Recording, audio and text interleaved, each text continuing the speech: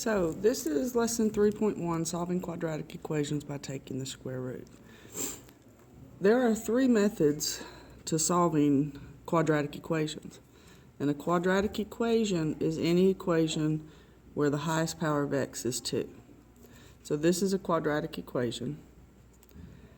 We're going to learn how to graph them, factor them, and then by taking the square root. So if I were to graph this, then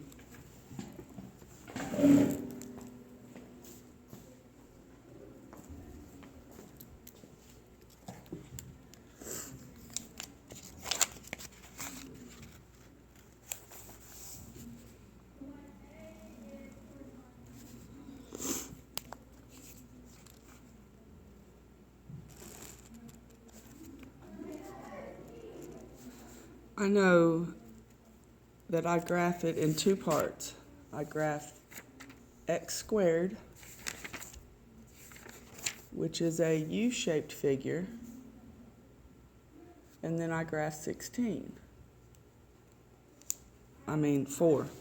Sorry, I was looking at another problem. So this would be y equals x squared and y equals 4. So y equals 4, 1, 2, 3, 4. Horizontal line. X squared, I can put it in my calculator, or I could say, all right, if x is 1, 1 squared is 1. If x is 0, y is 0. If x is 2, 2 squared, 1, 2, 2 squared is 4. If x is negative 1, and I square negative 1, it's positive 1. If x is negative 2 and I square it, it's 4. And I can see my parabola starting to take shape. We've discussed that the solutions are where the two intersect. So this solution would have x equal to negative 2 and x equals to positive 2. So that's how to do it by graphing. If I were to factor x squared equals 4, then I would get x, I would have to first set it equal to 0. So I'm going to move the 4 over, minus 4, and we get this. And then if you pull way back from Algebra 1, this was a difference of squares, and it always factored out to 2 parentheses, x in the first spot, the first term that goes in the first spot, the last term goes in the second spot, and they're always opposites each other.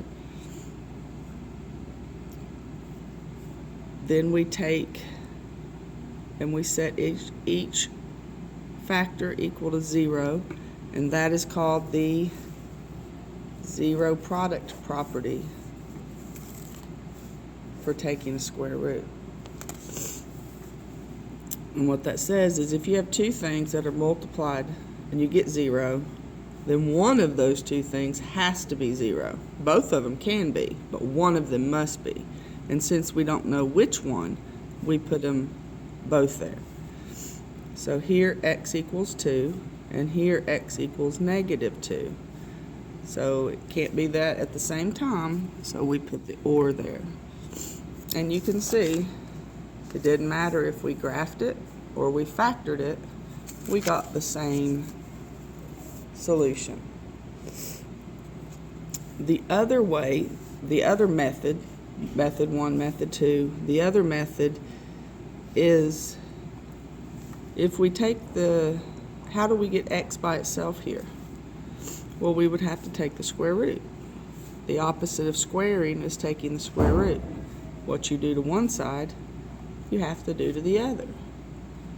Well, this is going to equal x because x times x. This is 2 times 2, so this could be 2, or it could be x equals negative 2. Once again, you see we got the same solution all three ways.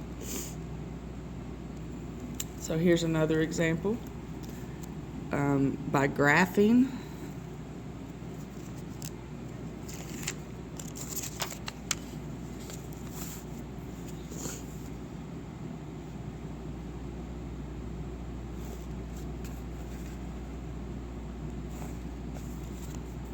we know that this is going to be y equals x squared, and it's going to be y equals 6. Mr. Hoy tells us that's that horizontal line that goes through 6 on the y-axis. So that line is there. We've graphed our parabola once, so we kind of know that an x squared is 0, 0. If x is 1, y is 1. If x is negative 1, y is still positive 1. If x is 2, y is 4. If x is negative 2, y is 4. We could put another one if you'd like. If x is 3, 3 squared would be 9, so that's 6, 7, 8, 9. And if it's negative 3, it's going to be negative 9. Positive 9, I'm sorry. Negative 3 times negative 3. So we can see that yes, it does cross, and that would be our solution.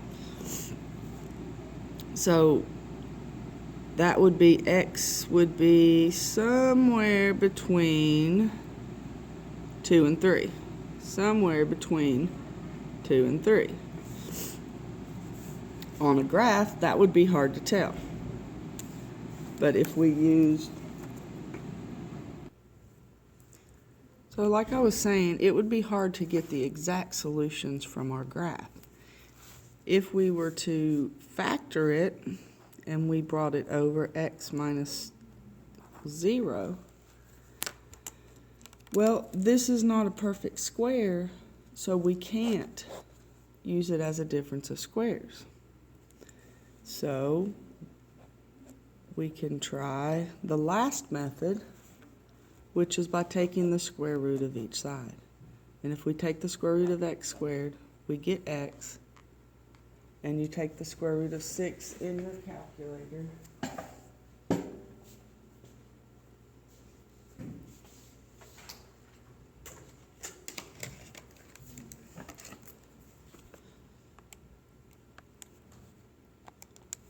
And you get 2.45. And that would be a positive 2.45 or a negative 2.45.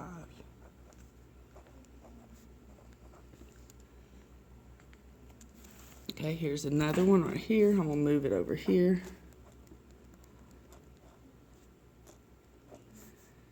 Square root, the square root.